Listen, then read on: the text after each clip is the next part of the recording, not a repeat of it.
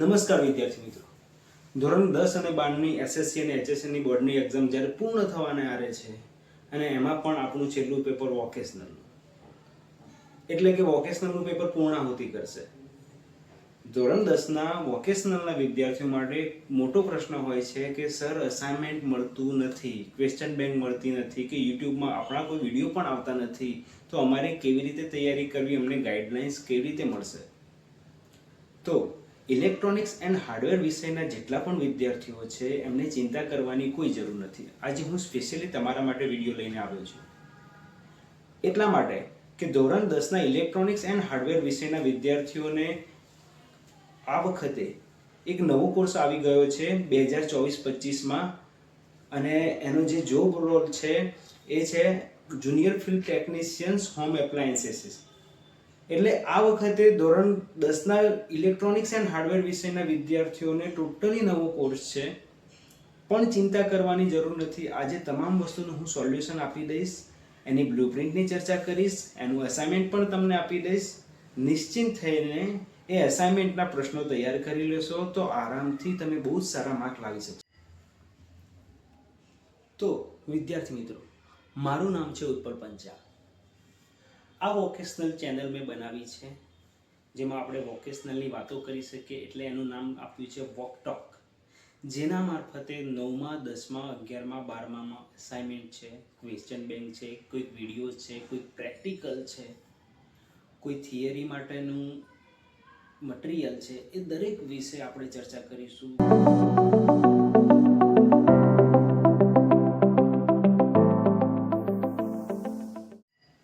તો મિત્રો, આપણે બુકની થોડી ચર્ચા કરી લઈએ. બુકમાં કયા કયા ચેપ્ટર છે?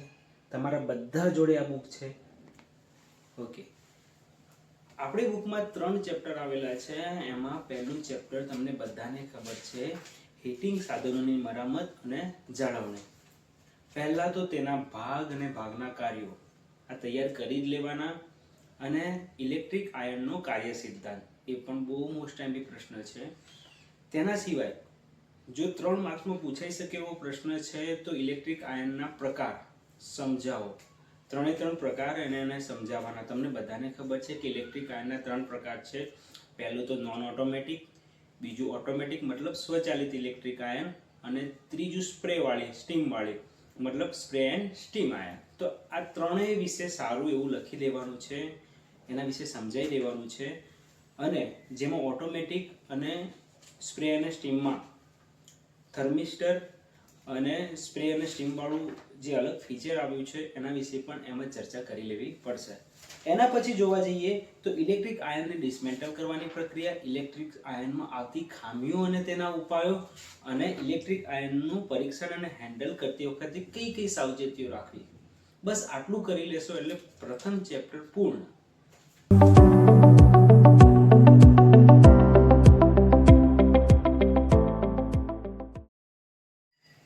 આપણું બીજું ચેપ્ટર છે પંખાની સ્થાપના, સમારકામ અને જાળવણી.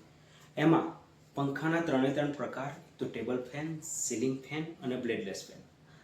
ત્રણેય પંખાના પાવર રેટિંગ, જેવું કે ટેબલ ફેનમાં પાવર રેટિંગ છે 50 થી 60 વોટ પાવર કન્ઝમ્પશન, સીલિંગ ફેનમાં પાવર રેટિંગ છે 70 થી 80 વોટ, અને બ્લેડલેસ ફેનમાં પાવર રેટિંગ છે 50 થી 80 વોટ. તો આ ત્રણેયના પાવર રેટિંગ ક્યાંક ને ક્યાંક MCQમાં પૂછાઈ જશે, તો એ તૈયાર કરી લેજો. એના પછી આપણે પંખા માટેનો બીજો ટોપિક છે કે જે પંખાના ઉપયોગો, વિશેષતા, એ પણ તૈયાર કરી લેજો. એના પછી છે ઘરેલું પંખાની જાળવણી માટેના પગલાં. તો ઘરેલું પંખાની જાળવણી માટેના પગલાં એટલે કે 6 મહિના થાય તો પંખાને કેવી રીતે મેન્ટેન કરો, એની મોટરમાં ધૂળ જામી ગયો એને સાફ કરવી, એ બધી વસ્તુ નોર્મલી પ્રેક્ટિકલ બેઝ પર લખવાની છે. તો એટલો બધો હાર્ડ ક્વેશ્ચન નથી. પંખાની મોટર વિશે પણ લખવાનું છે. તમને બધાને ખબર છે પંખામાં single phase 230 volt AC motor વપરાય છે, અને પંખામાં રેગ્યુલેટર અને એક કેપેસિટર પણ વપરાય છે. તો પંખામાં રેગ્યુલેટર જે વપરાય છે, એક રેગ્યુલેટરના પણ 3 પ્રકાર છે. એક તો રેઝિસ્ટન્સ રેગ્યુલેટર, ચોક રેગ્યુલેટર અને ઇલેક્ટ્રોનિક રેગ્યુલેટર. તો એના વિશે પણ પ્રશ્ન પૂછાઈ શકે.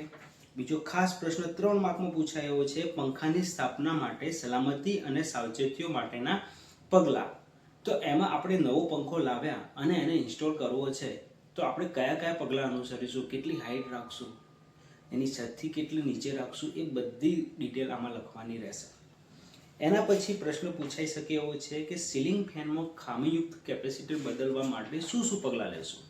તો તમે બધાને ખબર છે અને કદાચ પ્રેક્ટિકલમાં તમે કર્યું પણ હશે કે પંખો બગડી જાય અને પંખો બંધ થઈ જાય તો આપણે પહેલું કેપેસિટર બદલીએ છીએ. કેપેસિટર આપણે બદલવા માટે શું સ્ટેપ લઈએ છીએ એના વિશે લખવાનું છે. તો ખરેખર આ ચેપ્ટર બહુ ઇઝી છે.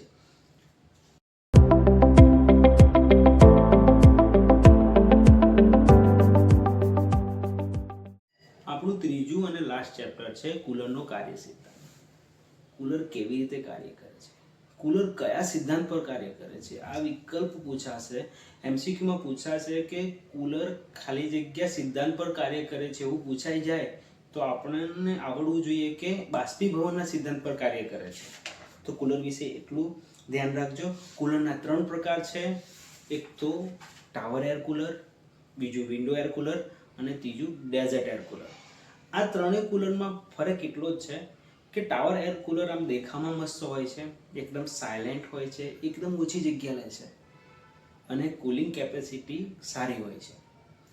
વિન્ડો એર કુલર છે, જેમ વિન્ડો એસી આપણે બારીમાં લગાવીએ છીએ એમ વિન્ડો એર કુલર પણ એક સ્પેસિફિક બારીમાં ફિટ કરવામાં આવે છે. ત્રીજું એર કુલર છે જે desert air cooler. Desert air cooler મતલબ મોટું કુલર, જે આપણે મોટા મોટા મેરેજ ફંક્શનમાં, ટેરેસ ઉપર, કોઈ જમણવારમાં જોઈએ છીએ તો એ બહુ હાઈલી કેપેસિટી વાળું એર કુલર છે. તો આ ત્રણેય એર કુલરના સમજૂતી અને તેના ફાયદાઓ આ તૈયાર કર્યા.